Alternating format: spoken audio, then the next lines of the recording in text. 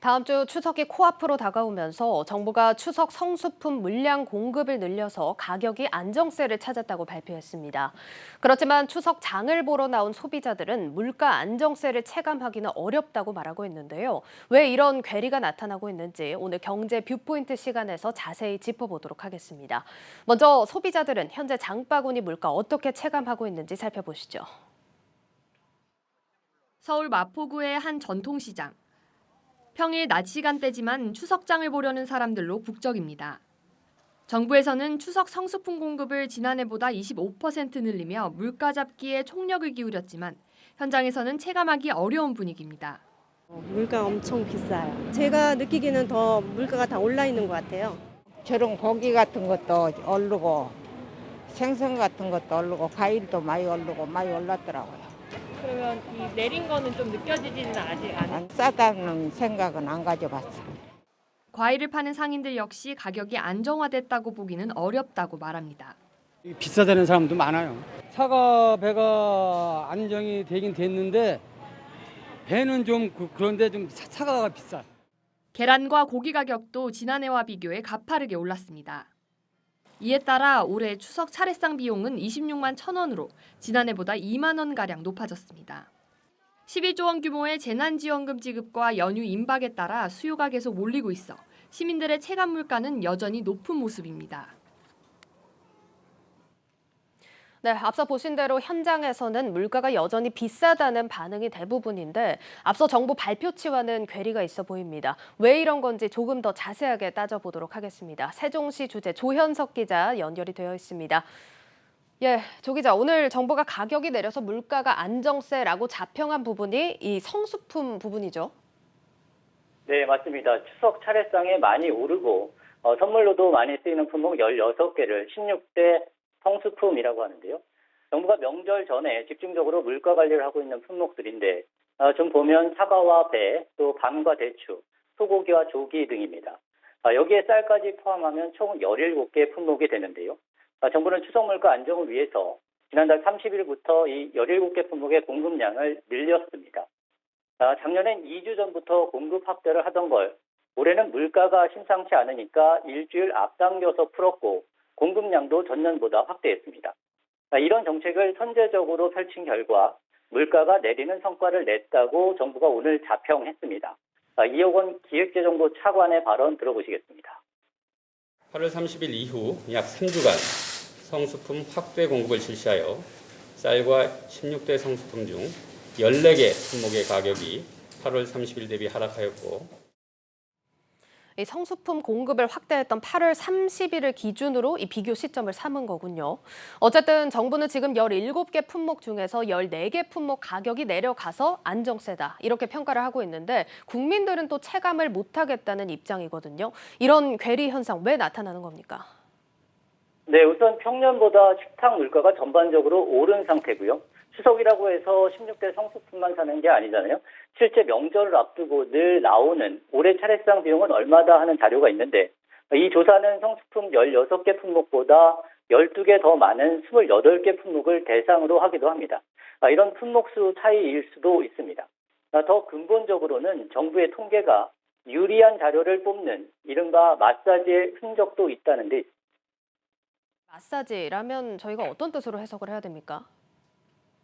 네, 앞서 말씀드린 것처럼 정부는 16대 성수품에 쌀까지 해서 총 17개 품목 가운데 3개 품목만 가격이 올랐다 이렇게 발표했습니다.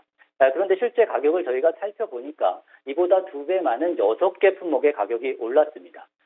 국가공인물가조사기관이라고 할 수 있는 한국농수산식품유통공사 AT라는 곳이 있는데요. 기재부도 매년 이곳의 자료를 갖다 쓰고 있습니다. 그런데 여기를 보면 배추와 무는 20% 안팎으로 크게 뛰었고요. 사과는 홍로 기준으로 2.6% 올랐습니다. 배 같은 경우도 9월 초순부터 본격적으로 출하되는 신고배 10개 기준으로 해서 가격이 소폭 상승했습니다. 주목해서 볼 가격은 명태와 마른 멸치인데요. AT 통계엔 0.6%와 1.5% 각각 오른 걸로 나오지만 정부는 20%와 16% 각각 내렸다고 발표했습니다.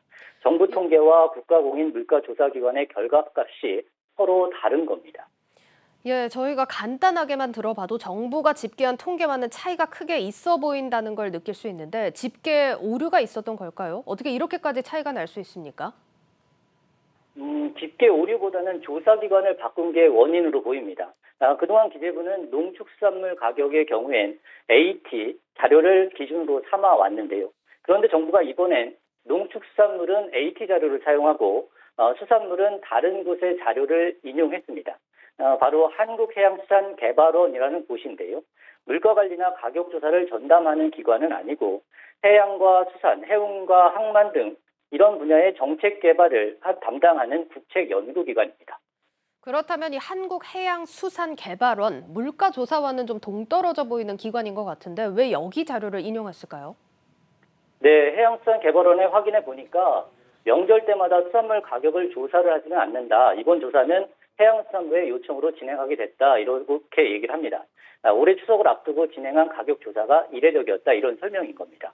그런데 왜 여기 자료를 인용했을까 보면 16대 성수품 가격을 취합한 기재부 관계자의 발언에서 단서를 찾을 수 있는데요. 한번 들어보시겠습니다.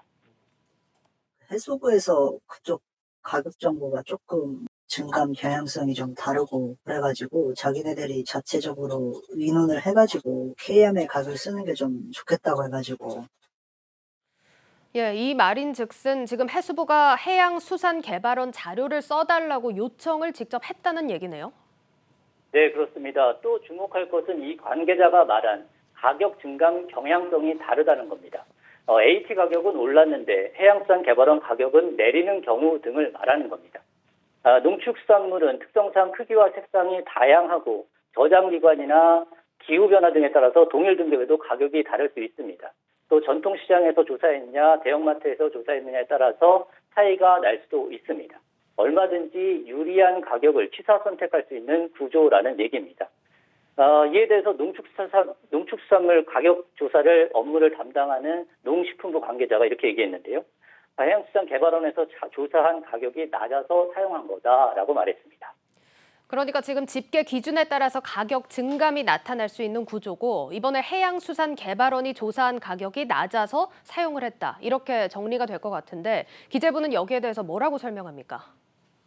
네, 기재부는 올해부터 물가 관리를 더 철저하고 면밀하게 하자는 취지에서 해양수산개발원의 자료를 사용하게 됐다고만 설명했습니다. 하지만 정책 성과를 홍보하기 위해서 보고 싶은 통계만 취사 선택하고 발표해서 정책 신뢰도를 오히려 떨어뜨리는 것 아니냐 이런 지적이 나오고 있습니다. 함께 들어보시죠.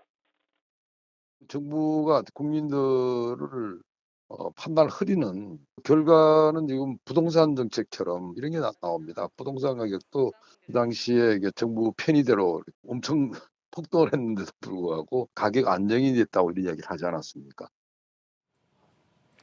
네, 정부는 성수품 공급 목표를 달성했고 추석 이후에도 이 물가 안정에 노력을 다하겠다 이렇게 이야기를 하고 있습니다. 그렇지만 현재 시민 체감 물가에는 반영이 되진 않고 있는데 만약 정부 통계가 정확한 자료에 입각해서 내놓은 결과라면 곧 시민들도 체감할 수 있어야 하지 않을까 싶습니다. 추후 상황 같이 면밀하게 지켜보시죠. 지금까지 조현석 기자와 함께했습니다. 잘 들었습니다.